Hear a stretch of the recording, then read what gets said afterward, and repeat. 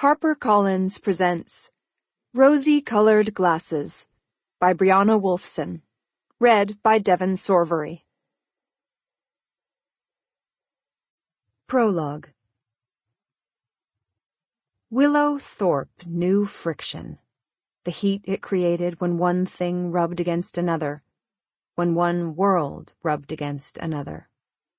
Willow felt it every time she got into the back seat of her mother's car, buckled her seatbelt, grabbed her brother's hand, and prepared to return to her father's house.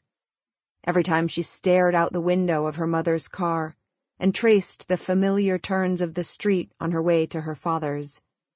Every time her father opened the big heavy front door and grumbled, "Late again, Rosie."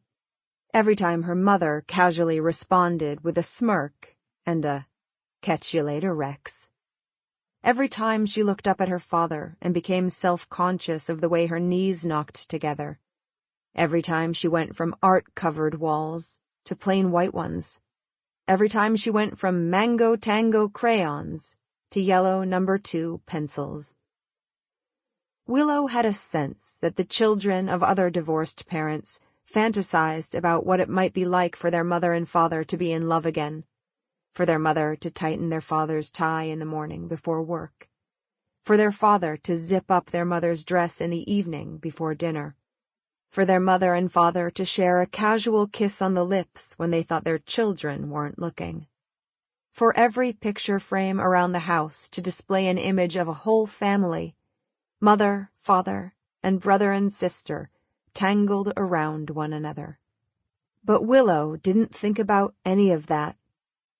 She thought about her tough and serious father in one world, and her warm and glimmering mother in the other, and the 3 times a week when one world grated up against the other. But that grating of worlds, all that friction and heat, was worth it for Willow whenever she could return to her mother's world. Because in that world, her mother's love was magical and it was fierce. Willow felt this kind of love could crystallize inside of her and fortify her, that it could fulfill her in the truest, realest sense, that it could keep her safe and happy forever. But Willow was wrong. In her life there would soon be confusion and sadness and pain and loss, and her mother's manic love for her daughter could not protect Willow from any of these things. In fact, it might have even caused them. 1. 12 years ago. At 24, Rosie Collins believed that love was both specific and all-consuming. She believed that true love accessed the back of the earlobe as much as it accessed the heart.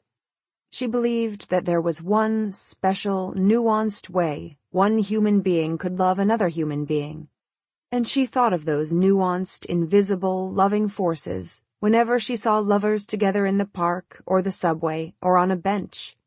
She imagined the names they called each other before bed, his favorite place to put his hand, her favorite shirt of his to wear to bed, the silly thing she said that made him laugh and laugh, the ugly painting he bought for their apartment that she loved seeing on the living room wall. Rosie took the job at Bloom's Flower Shop on 22nd Street and 8th Avenue as soon as she moved to Manhattan, in part for the money, in part because she liked the idea of someone named Rosie working in a flower shop. But mostly she took the job so she could gain access to those loving forces. Like all of her other petty jobs, she would have to perform certain mundane tasks, this time arranging flowers, manning the register, and transcribing messages onto cards. But Rosie thought she might be able to keep this job for longer than the usual 6 weeks, because at Bloom's Flower Shop, she saw the greater meaning in her work. She saw herself facilitating love.